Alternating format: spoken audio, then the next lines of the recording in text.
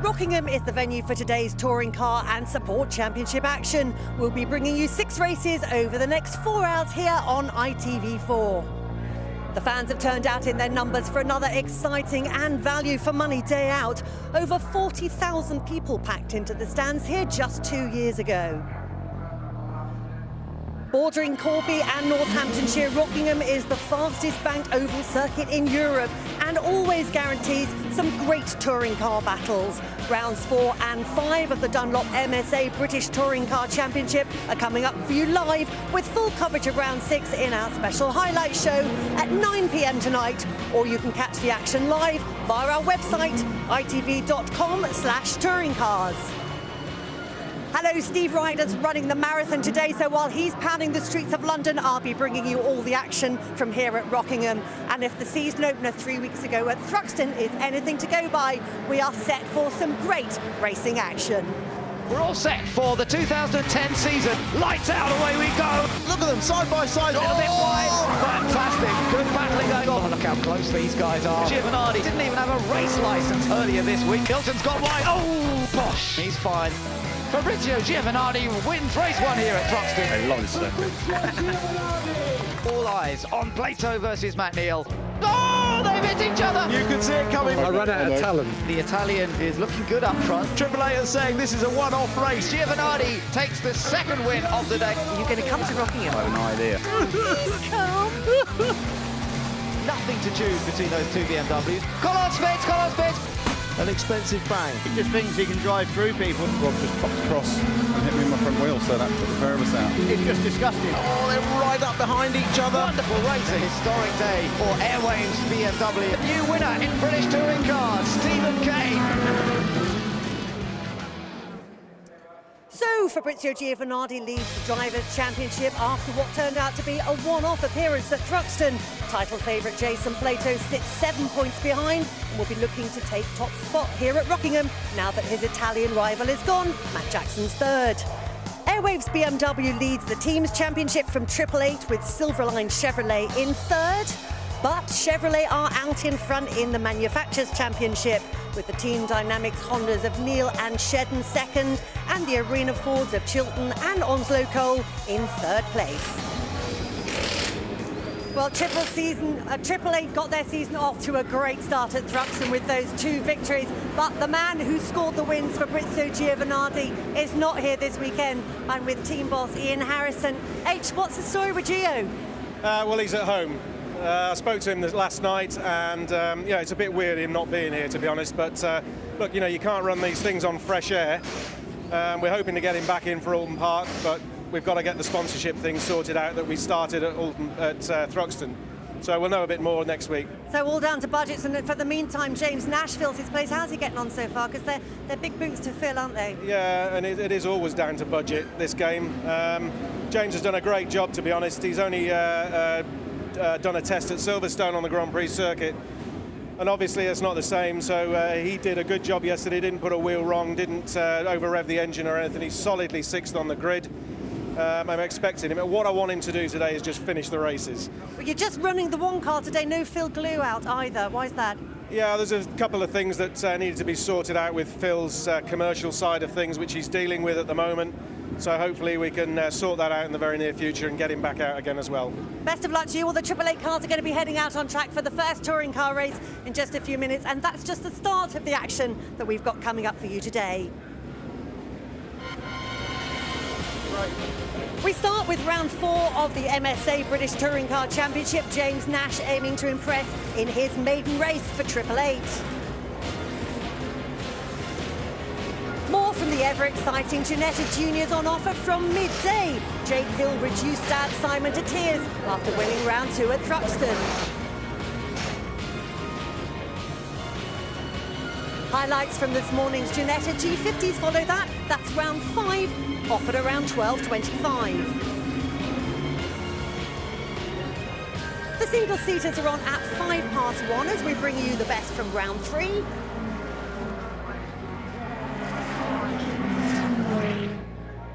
Then the live racing continues with round 4 of the Porsche Carrera Cup. That's at 1:15. And the the second touring car race gets underway at 2:05. Don't forget you can follow the live race timings via our website, itv.com/touringcars, where you'll also find some great video highlights and features. And this weekend, there's an added extra for you on the website. We'll be bringing you live coverage of the action here at Rockingham from 3:15 this afternoon, taking in round 5 of the G50s, round 4 of the Formula Renaults, and rounding off with round 6 of the touring cars live from 4:45. Go to itv.com/touringcars and follow the simple instructions. And that's not all. If you love your sport, you will love ITV4 today. We're here with the touring cars and more until 3 p.m. That's when the final of the Indian Premier League cricket takes over as Mumbai Indians play Chennai Super Kings. After that, it's Guinness Premiership Rugby highlights at 8 p.m. followed by a special British Touring Car Championship highlight show at 9 p.m, which will feature full coverage of round 6, as well as the best from rounds 4 and 5. So plenty of sporting action to look forward to today. We'll be back with the first of the touring car races after this break.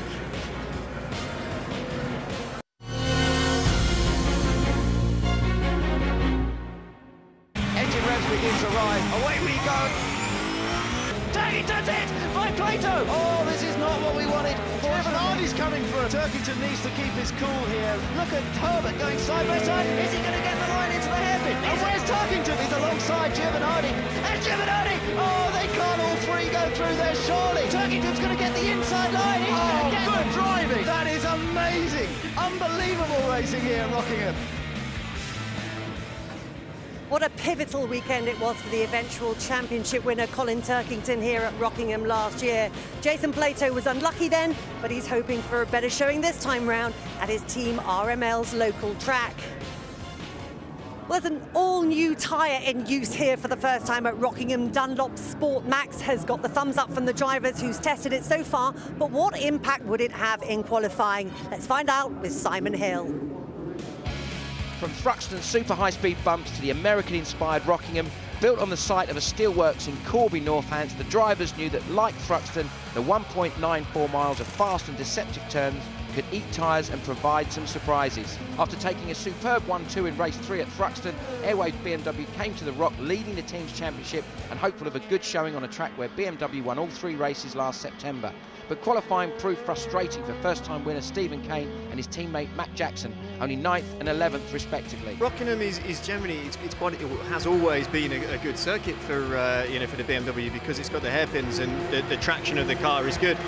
This year the rules have changed. We've got quite a few turbo cars out there, and I think that the cards have fallen their way rather than ours. Current champions WSR also found qualifying tough, with Rob Collard the best of their drivers in 12th.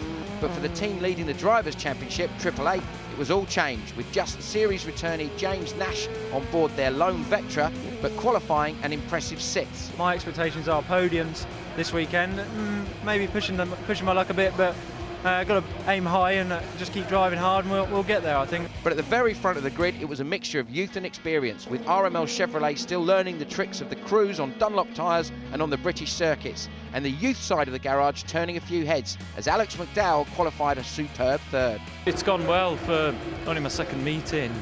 Coming out of the Clios, it's, people say it's a big jump, but in terms of driving it, it's really just the same, just a bit more power. Whilst the experienced side, in the shape of 2001 BTCC champ Jason Plato, a little further down the grid in 5th. All day long, I've not been really happy with the balance I've got. I can't, when you're just not a one with the car, I'm not talking to it, it's not talking to me, it's not doing what I want it to do. After setting impressive times during free practice, both Team Aon Ford Focus drivers were able to prove that their pace wasn't a fluke, with Onslow Cole a solid 4th, and the always effusive Tom Chilton able to make a bit of history with the first ever pole position for an LPG powered car in the British Touring Car Championship after a stunning lap early in the session. I spent quite a lot of time actually warming up my tyres before I did it, and then I felt all my tyre pressures come in perfectly as I came out of that chicane, and it fired me up the straight, and I was like, oh, this is going to be good, and then I just got every corner perfect. But the final word has to go to the 05 and 06 champion Matt Neal. who once again put the Team Dynamic Civic on the front row of the grid, and whose experience of the boisterous nature of Rockingham could prove to be invaluable. The racing's rough here. It's so close on the times. It always promotes rough racing, rough, close racing. So I know it's going to be roll your sleeves up job tomorrow. Well, we're about to find out if Matt's right, and here's a reminder of who starts where. So we've had a really, really interesting development this morning. We had very, very heavy rain overnight. A wet circuit has greeted some of the races in the support events, and it's going to really throw things into a little bit of upset. They're going to be guessing, and at the moment it's going to be really anyone's guess as to who's going to get the tyre choice right. Already it's a tough circuit on tyres. We've heard from the drivers just how demanding it's been in terms of getting the most out of the car in that respect. But one man who might be able to give me a little bit of insight is a man that we saw make a fantastic debut at Thruxton a few weeks ago in the 888 Vauxhall Vectra, and that's Phil Glue. Phil Glue won the Clio Cup and actually was winning here at Rockingham only a few months ago. So Phil, we see you on down here in the pit lane, and you want to be out that side of the track, on the track really, and back in that Vectra. Tell us the story of what's happened. It's a difficult situation, you know. Obviously, Unique being postponed their deal with 888 has put me and Fabricio in a very difficult position.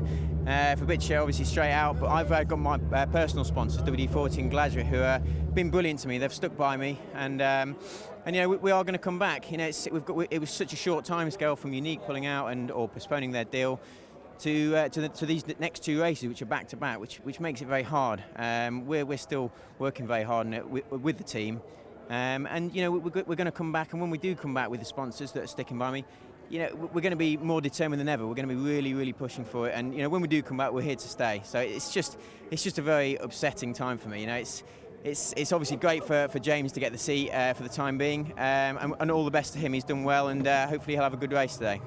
Now, we've obviously seen you be so successful in the Clio Cup last year, just dominated that championship. So the pace has obviously been there. You proved last time out at Thruxton that you've adapted immediately to a touring car, and in fact your sparring partner Alex McDowell from last year in the Clios has done a great job here this week, and that shows the quality of the drivers that's come through, and I'm sure from your point of view it must have given you a great opportunity to really prove that you can make that step up comfortably. Yeah, I was about to say it's a great advert for the Clio Cup Championship, how strong it is, because Alex has done a great job this weekend. You know, he started when I did at the last round at Thruxton, and it just shows getting a bit of momentum. It kind of helps the situation, and best of luck to him as well, because you know he pushed me hard last year, and it's just a shame not to be racing with these guys today. Well, we're looking forward to seeing you back out there soon, Phil. Thanks for taking the time to join us. We're going to take a short break here on ITV4, and we'll see you with some action very, very soon.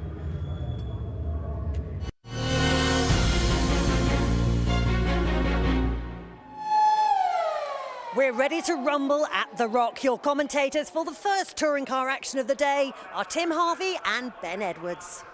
Thanks, Louise. Well, we are looking forward to some fun and games here today with round 4 to set things underway and difficult conditions. And as we know, Tim, changeable conditions like this always add to the mix, don't they? And a massive amount of indecision down on the grid. Looking at the tyres there, you look at the poleman Chilton. He's got wets on the rear for some security in the front-wheel drive car in these damp conditions, but slicks on the front, which will obviously get up to temperature quicker on the front-wheel drive car. This is mindful of turn 1, the flat-out banking section, where a front-wheel drive car, they're frightened of turning in on slicks on the rear. But some guys have gone for it. Matt Neal there, he's gone for it, but he didn't change until late on the grid, so he hasn't even had a warm-up lap on those tyres. So a vast difference in tyre choice. So we're going to have a mixture of performance from the start of the race to the end of the race. Yeah, fascinating. So Matt Neal, there he is, starting second on the grid in the Honda, and he is on slicks all round. But as you say, slicks on the front, wets on the back for the poleman Matt Chilton. Martin Johnson is going to be starting from pit lane, as you can see,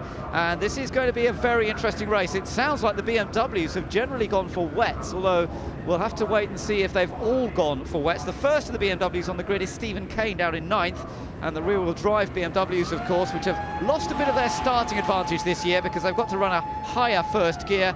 Be interesting to see how they get on in the latter stages as the track dries up. It's Chilton on pole, though, in the LPG-powered car. First time we've had an LPG-powered pole position, his 6th career pole, and he's looking for his first win in quite a while as well. Let's see whether he's going to be able to do it. Of course, he came so close to winning at the end of last season at Brands Hatch, only to be pipped at the post by that man, Jason Plato, who starts 5th on the grid in the number 2 Chevrolet. They go away then on the formation lap. Look at the amount of wheel spin Plato gets on his cold slicks. Yeah, he's going to work really hard on this outlap, you know, virtually the point of weaving to the point of spinning to get some heat into these tyres. I mean, my choice would definitely be slicks all round, but you can expect the wet shod cars either just on the rear or all round to have an advantage at the start. And the difficulty with being on slicks is just surviving the first couple of laps. So here's how the grid looks. It's Tom Chilton on pole position in the Ford Focus, and alongside him is the Honda Racing Team entry of Matt Neal. Alex McDowell, the youngsters, on position 3. Tom Onslow Cole in the second of the Ford Focuses lines up 4th. Then it's Plato and James Nash making a welcome return to British touring cars this weekend. Gordon Shedden, a former winner here a couple of years ago, he's in the Honda. Next up in 7th, then Andrew Jordan in 8th. Stephen Kane is the first of the BMWs in 9th, ahead of Paul O'Neill, followed by Matt Jackson and Rob Collard on row 6. On row 7, it's Dave Pinkney and Tom Boardman, then Andy Neat in another of the WSR BMWs. John George is next to him. Martin Johnson isn't on the grid, he's starting from pit lane, and Arthur Forster makes his debut in British touring cars in his Forster Motorsport BMW. And at the back we've got Matt Hamilton and Sean Hollenby in the AMD Miltech Racing VW Golf. So let's just see how they're getting on out there. Let's see if we can get a quick word with Jason Plato. He's got the radio communications. Jason, this is Ben up in commentary. What are the conditions like? Have you done the right thing for going for slicks all round? I don't know the answer to that, Ben. I mean, I'm on, as you said, 4 slicks, but it's pretty tricky at the minute. Certainly if it doesn't rain, the sun looks like it's coming out, it'll dry, but we just got to keep it on the island for the first few laps. Problem is, the rears are stone cold. We've got about 15 degrees in the rear, and we need probably 60. So struggling to get some heat in the girls. Okay, we'll leave you to that little task. And that's exactly what you were talking about, Tim, trying to get those rear tyres warmed up. And there you can see him really weaving around trying to do so. Yeah, you've got to virtually chuck the car to make the rear slide. And you can see him doing it there, almost correcting the slide as he chucks it. But it's not an easy job, and he's guessing how much temperature he's going to have in the tyres when he leans into that first corner. Off the start line, it's not too bad because you've got a run to the first corner. It's when they get to that, he'll have a feel for how much he's got at the end of the first lap before he commits to that corner on lap 2. That's when we've got to hold our breath. That's going to be really, really interesting. Remember, he's carrying some ballast. There we are on board with Matt Neal, not carrying any ballast. He got 3 points on his licence yesterday after a discussion about his incident with Rob Collard in race 3 at Thruxton, but that doesn't affect his grid position. He starts up here on the front row and really looking comfortable being back in the family team in that Honda Civic. So up on the outside of the front row in the white Honda with the red and black flashes on it, but on pole position is the Team Aon Ford Focus. Sitting 3rd on the grid is Alex McDowell, the 19-year-old in only his 2nd ever British touring car event. Cars line up, ready for round 4 of the championship to get underway here at Rockingham. We've got changeable conditions. Some cars are on slicks, some are on a mixture of slicks and wets, others are on wets all round. Who's it going to be at the start? Lights out, away we go, and it's all scrabbling for grip, and it's a good start from Matt Neal. Matt Neal makes an excellent getaway. Tom Chilton having to slot into 2nd place, but remember, Matt Neal's on full slicks. Tom Chilton has got wets on the back of his car. Andrew Jordan in the Pertec car going around the outside. He's made a great start. Yeah, look at the 2 BMWs who are down below the apron on the inside, coming storming round. Matt Neal's held it. Oh, but he slides as they go through Dean Hairpin. More sliding going on, and that's Plato running wide. Oh, and there's another car in the mix in the middle. I think it was James Nash in the Vauxhall.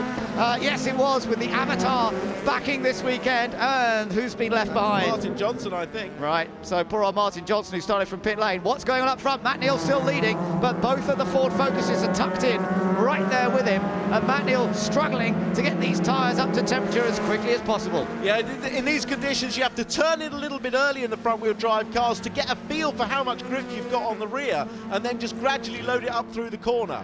Impressive from Alex McDowell, sitting in 4th place, the youngster. But he got the 2 Ford Focuses, but has damage to one of them. Damage to the car in 2nd place at the moment. Yeah. That's the Onslow Cole car. Well, that was down at the Dean Hairpin on the first lap, and he's had a hit in the door. But I tell you, if those 2 Focuses with wets on the rear are not in front of Matt Neal now, they've got no chance. No, that's right, because they're going to drop further back down the order. This is a great opening lap from Matt Neal. Superb stuff from the former double champion. Andrew Jordan coming ahead of Matt Jackson in the BMW. Then Gordon Shedden, Matt Neal's teammate, in the other Honda. He looks pretty threatening, and actually he's had a great exit out of Brook. And I think that Jackson's on wets. Shedden, I think, is on slicks, and you're already beginning to see those slick tyres working. Yeah, here we go into turn one. The first lap flat out. Matt Neal gets through safely. If anything, there was a bit more sliding from the guys with wets on, so I suspect the guys with wets on the rears, the two Fords, almost overheating already. The track is far too dry for them. The sun is beating down already. Andrew Jordan up from 8th on the grid to be in 5th place at the end of that first lap in the Pertec car, so he's going very well. Had a change of turbo for today, and here's Shedden up the inside of Matt Jackson. Jackson's going to try and cut back on him on the exit. Good stuff straight away, and he claims the place back once more, so that puts him into 6th again. Nash off again. Unfortunate first race after a great qualifying performance. James Nash, you remember, was driving one of the RMS. Oh, and he's got suspended, a lot of damage on the left rear. Oh, and already one of the Vauxhalls, that's Onslow Cole off, and he's gone off on the long left-hander. The rear tyres, I'm sure, have already gone on that car. He might as well pit. Meanwhile, Andrew Jordan is battling here with Plato. So Plato is climbing back up the order. He is on slicks, remember. I think Jordan's got wets on the back of the Vauxhall, the blue car with the orange flashes all over it. And now that the slicks of Plato's are coming up to temperature, we've got a good little confrontation going on here. Jordan won't want to give up. Oh, there's a touch of contact, and also Cole's getting involved. Plato's getting squeezed out wide, and he can't make it through. He loses the place. Well, Plato elected to back out of that, probably sensibly. Here's a replay. This is Onslow Cole. Watch, look how the car's sliding from the rear. Oh. His rears have already gone off. The wets have gone off already. On that dry track, they just couldn't hold on. So everybody on wets on the rear really going to be struggling now, as Andrew Jordan, you can see the back of his car sliding through turn one on the banking there. He is going to be able to make a move on Chilton here, though, I think, as he comes down into the Dean hairpin. Oh, just look at the oversteer as he turns in there. These guys are going to be driving as if the rear's on casters.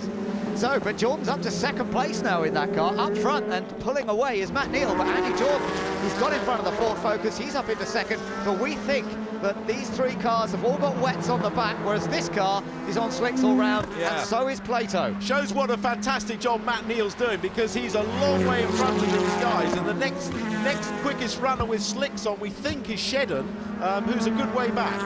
Look at these cars now. Look at the back end of these cars. I tell you what, Andrew Jordan's going to need all his rallycross experience coming up over the next few laps. You're absolutely right. It's probably no surprise, and thanks to that, he's the one that's controlling this best. Yeah, so far, but how long can he hold on? The 2 Fords at it again. Chilton, Onslow, Cole.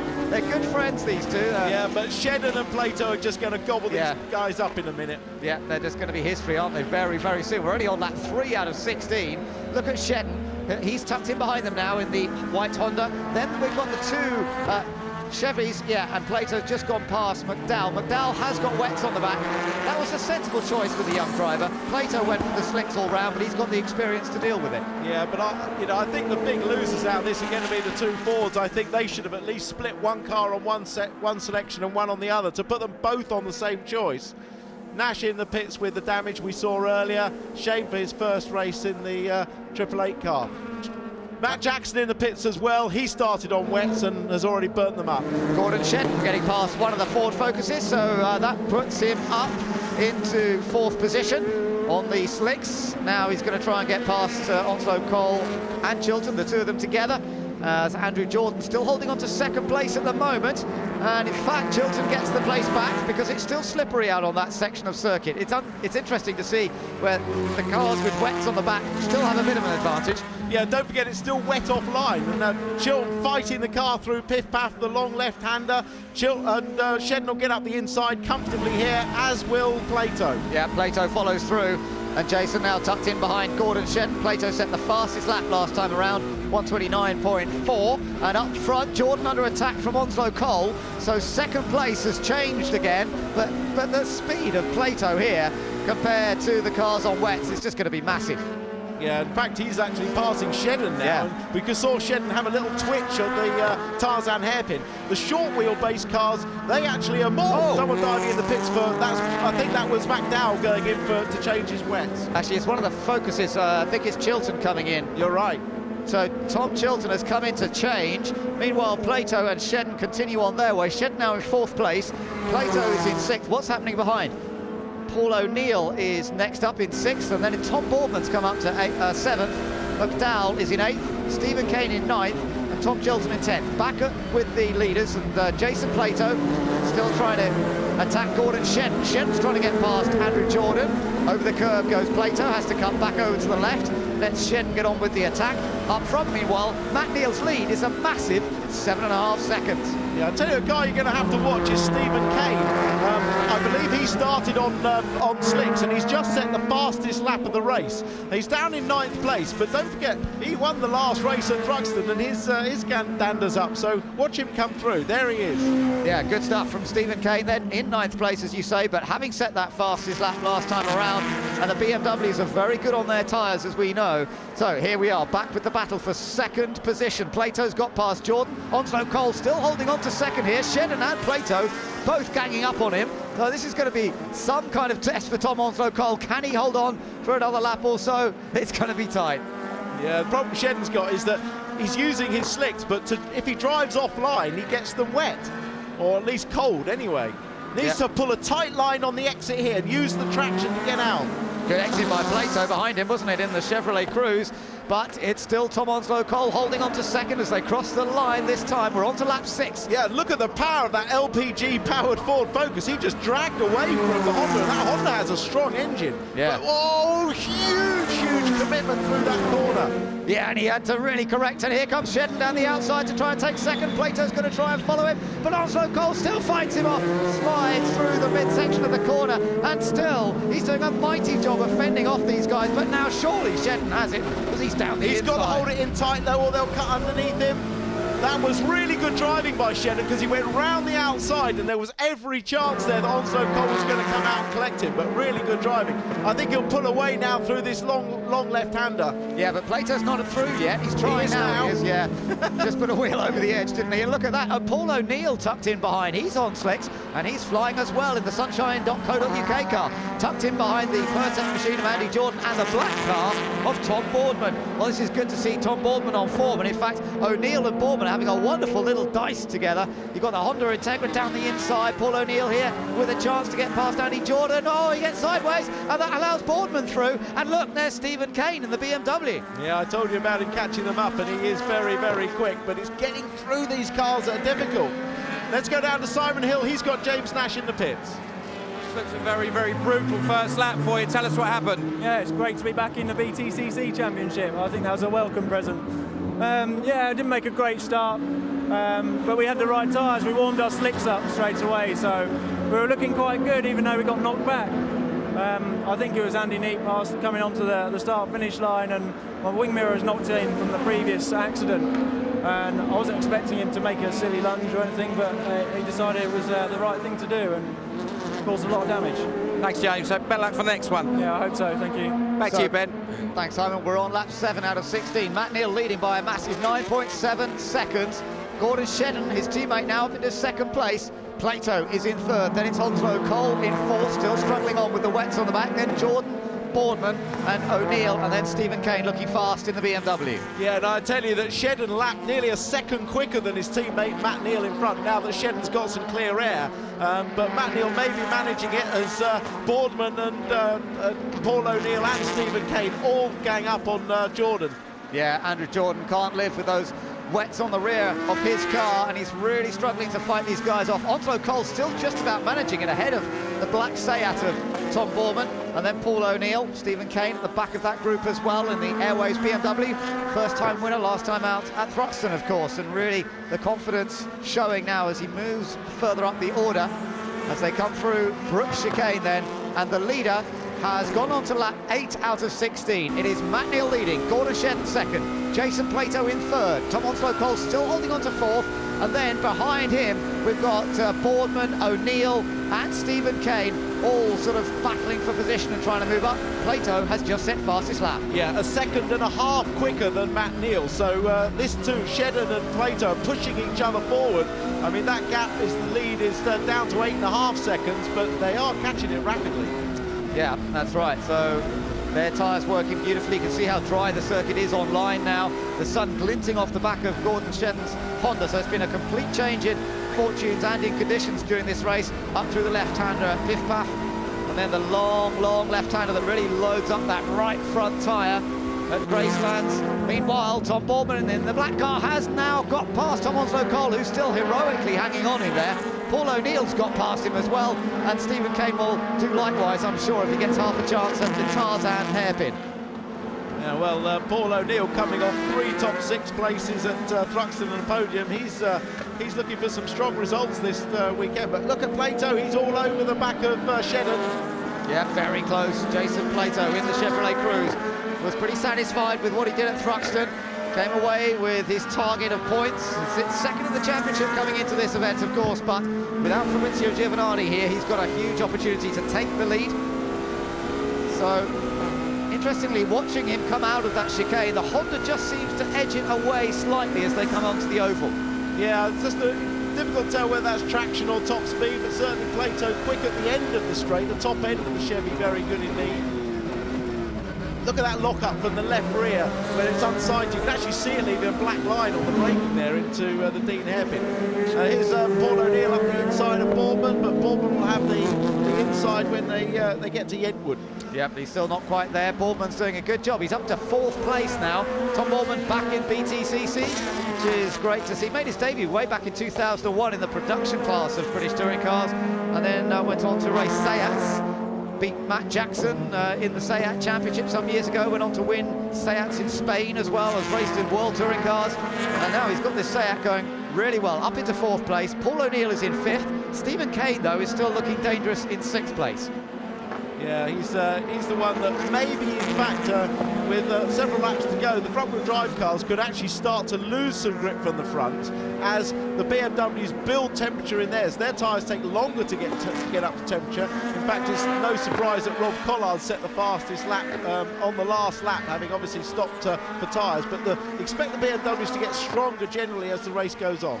So that could suit this man, Stephen Kane, from Northern Ireland in car number 11. The Airwaves BMW led home in Airwaves 1-2 at Thruxton last time out. But remember, we know that Matt Jackson had to come in for tyres. He's had to change onto slicks. They did split their strategy between the 2 BMWs, and it's worked better for Stephen Kane than it did for Matt Jackson. Tom Boardman, though, still in that black Seat, sitting in 4th place. Paul O'Neill in the white and blue Honda, the Sunshine Dakota UK car, still going in 5th place. Further back, O'Neill actually having a little look up the inside of Boardman again. Still couldn't quite make the move stick.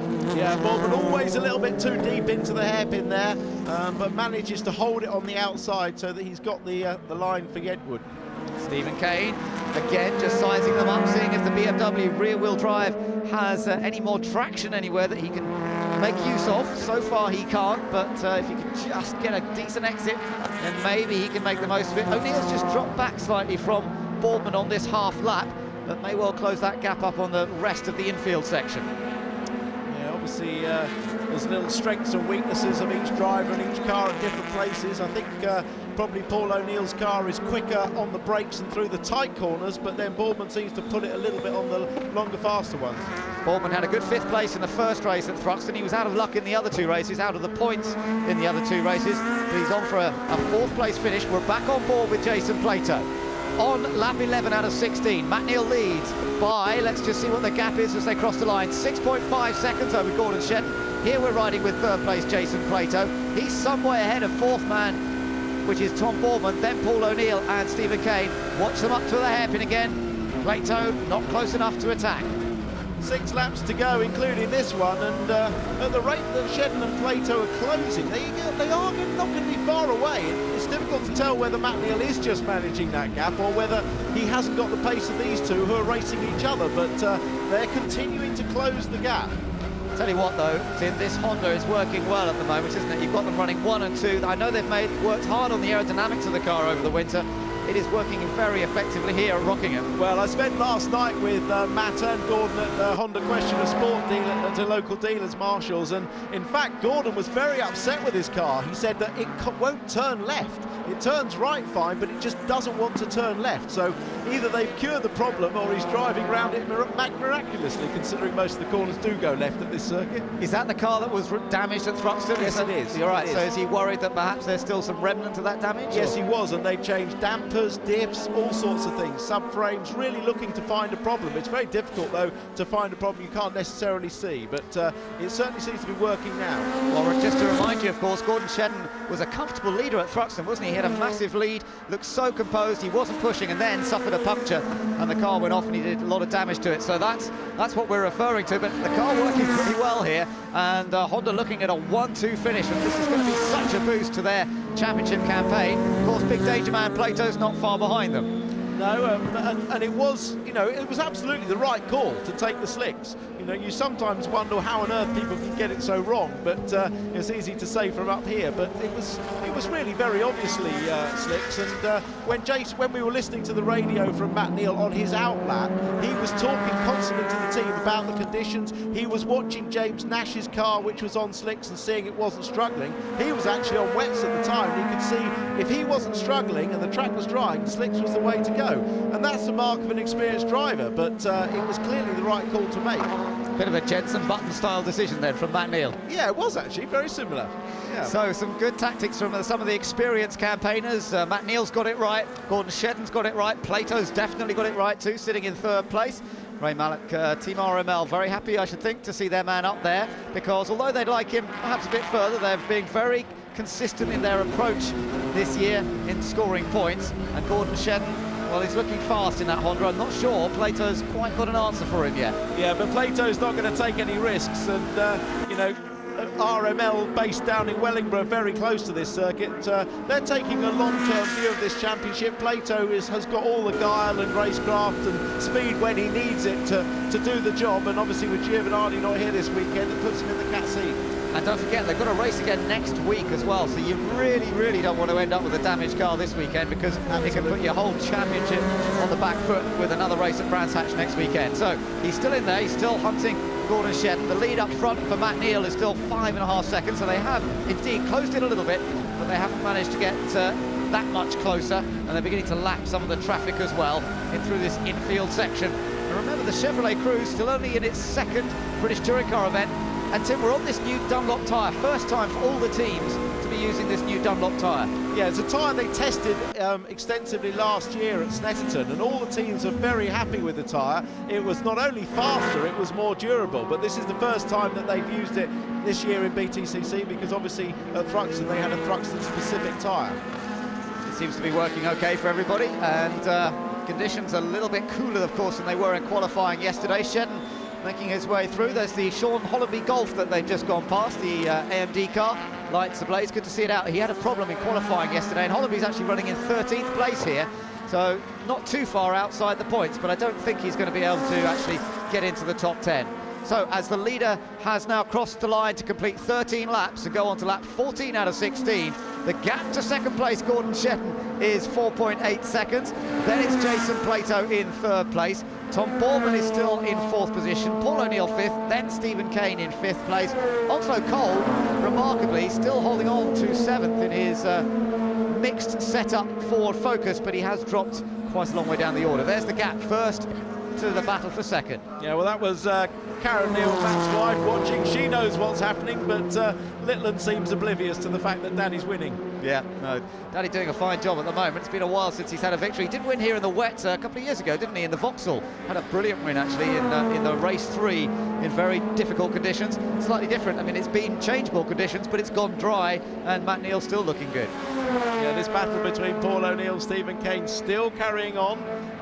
Boardman has actually pulled a nice little gap on those two, so a very good drive by Tom Boardman. Yeah. And we're looking to maybe seeing a second car coming out of that special tuning team. They've acquired another Seat Leon and hoping to have 2 cars out at Brands. That would be great, and I'm really pleased to see Boardman back in the championship. It's good to have somebody of his ability out there, and he's driving well at the moment, up to 4th as we know, but this is still the battle for second. Gordon Shedden versus Jason Plato, and Plato sizing up that Honda, just working out where maybe the Honda's got the edge. It seems to be just coming here off the chicane onto the banking. That has great drive out of that final corner, and it's working well for Gordon. Yeah, Jason, all the time Jason's talking to his engineers, telling where the other cars are stronger, in which corners he's quicker, in which corners they're quicker, and where they have advantage. He was very deep on the brakes there, actually too late on the brakes, missed it completely. But the only slight advantage is sometimes you miss the braking there, you get a very nice line through the second apex and don't lose too much. Well, it doesn't matter too much, there's no one close to him, he's not under any threat. There's a 5.8 second gap from him to Tom Boardman behind, so no problems at all. And for Honda, this is looking excellent, I have to say. For Team Dynamics, they had a bit of a miserable time at Thruxton, despite being bang on the pace and leading the race, and Matt Neal was up there. And then, of course, Matt Neal challenged for the win in race 3, had that contact with Rob Collard, has been penalised for that, but this is looking much more like it from their point of view, Tim. Yeah, as you say, they actually arguably had the fastest car at Thruxton, with pole position for Shedden, and Matt Neal, once they'd actually come off their too optimistic suspension settings, which blew the tyres, they were the fastest car out there and didn't get the rewards for it, but now they are. Honda racing back as an official team, the car looking fantastic, I think, in white and red after years of orange and black, but it looks great, and this is going to be a great result for them. Onto his final lap then, Matt Neal looking as though he's going to take his first win of the season. There's the gap back to his teammate Gordon Shannon. Doesn't look as though Jason Plato's going to be able to pass him. He's going to have to take a bit of a gamble to do so, and I don't see him doing that in race 1 here today, because this is still going to be useful points. And don't forget, the ballast is a bit of a heavy hit here at Rockingham. When you have to carry maximum ballast, we've seen it in the past, it really can drop your speed here. Yeah, it does, because of the heavy braking acceleration, and you're carrying that acceleration for a long way. Paul O'Neill defending from Stephen Kane, who locks up, and I mean, that's looking up the inside, he's going to have a go. Will O'Neill go around the outside or cut back? He's been pushed to the outside. Kane's going to take that position. Last lap, good time to do it. Stephen Kane goes up into 5th place. Paul O'Neill fought him, but he couldn't quite do it. So I'll tell you what, just to show that Matt Neal was cruising, on the last lap he set his fastest lap at 25.9, only a couple of tenths off the fast lap race, so he was just showing us that he had the pace all the time. Yeah, Matt Neal's had this one totally under control, and there is Matt Neal then. What a great return this is to the family team. Things didn't quite work out for them at Thruxton, but it certainly worked out for him extremely well with a good tyre choice to put it on to full slicks. And as he comes out of the final turn then, it's Matt Neal's first win since Brands Hatch in 2009, early in the season, his 32nd career victory. Coming through to make it a Honda Racing 1-2 is Gordon Shenton, and Jason Plato, he'll be reasonably happy with 3rd place, I think.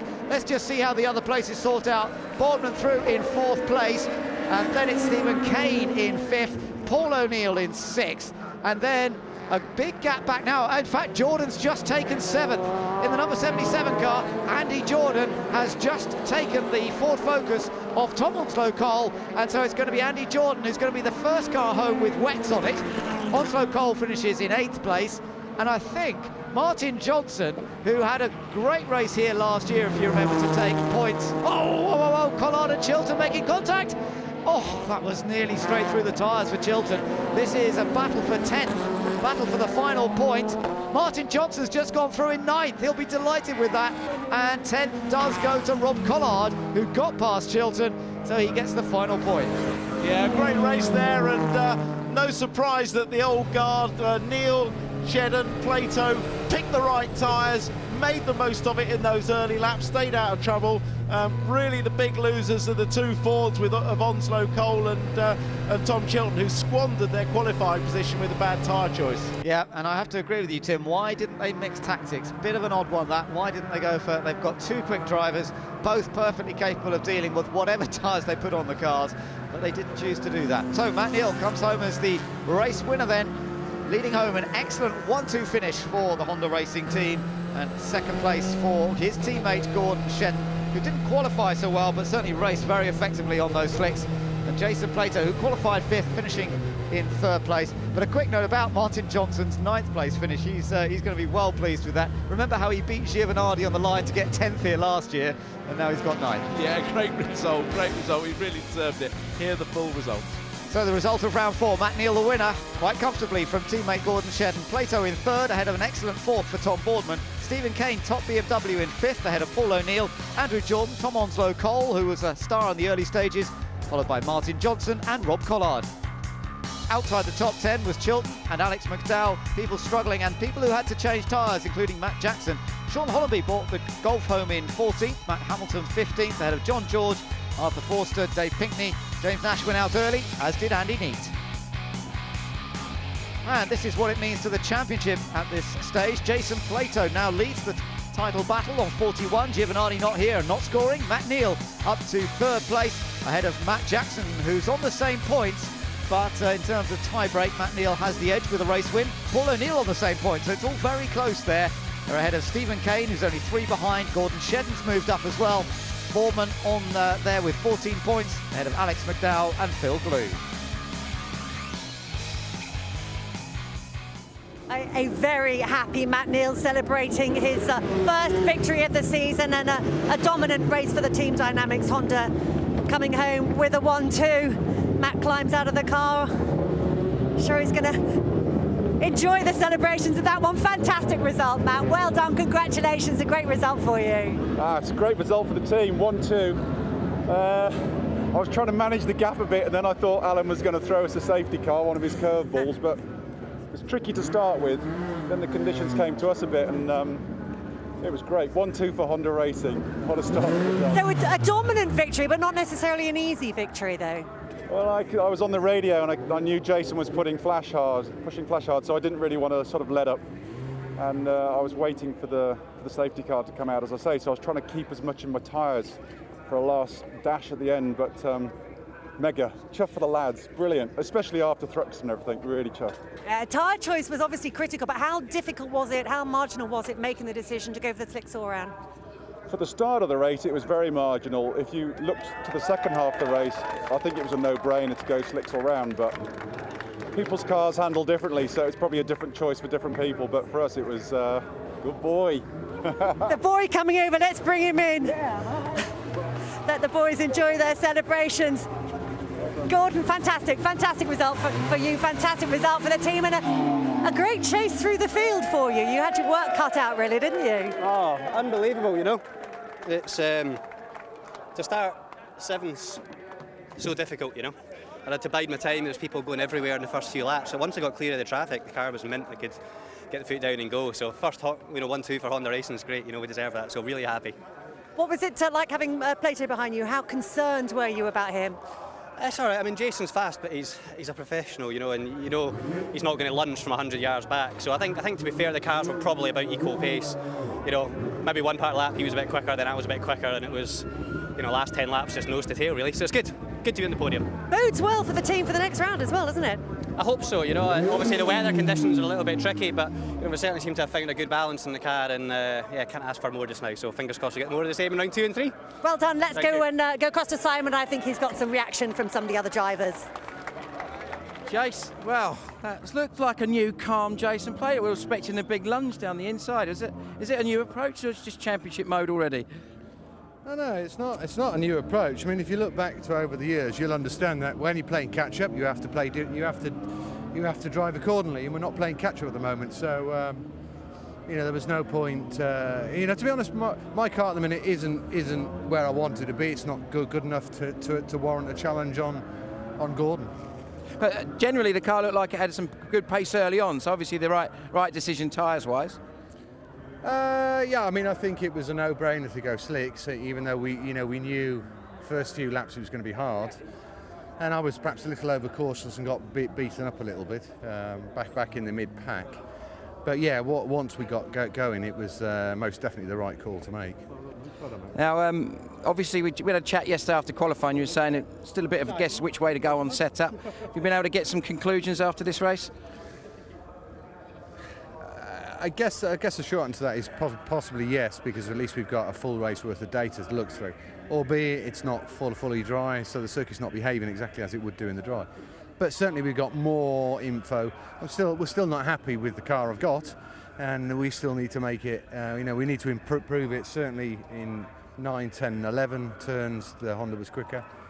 mid-race through 5 and 6. Honda was quicker. I was quicker into 7. So, you know, there's a few areas we need to improve, but at least we know what the issue is, or we know what the problem is. We now got to find it. Jace, have a good one for the rest of the day. Thank you. Now, I'm also joined by an extremely happy Tom Bourman. Now, that was a race of your life, mate. Over the moon, yeah. Just we had some technical issues in qualifying, so just to get that then was over the moon. Yeah, I feel so much better now. It's just like everyone was a bit down, but we thought positive for the race. And going around on them 2 laps, I thought, this is definitely dry. This is definitely dry. Just hang on. And I thought, lining up, I thought everybody's going to put slicks on. And I saw people weren't. I was like, come on, yeah. So over the moon, yeah, that people weren't making that decision. And I made that decision. I know Paul made it, and I thought, chasing him down, I thought he's a good driver, so I'd follow him through, and maybe we can work together and maybe get to the front. And yeah, couldn't believe how much, obviously was it Neil won? I can't believe how much lead he had, because I thought I was in third position, and he just pulled away, so pretty gutted really. I could have been third, but anyway, I'm really happy with the overall result. Chance of a podium? Oh man, definitely. Yeah, it's different. It played to me that race. So yeah, just over the moon that I could do that. But my car does show potential in the race. We need a bit more in qualifying. If we can get a bit more in qualifying, we may be able to fight for a podium. Great job, well done, Tom. Thank you very much. Cheers. Going to take a short break here on ITV4, and we're back with action from the Ginetta Juniors.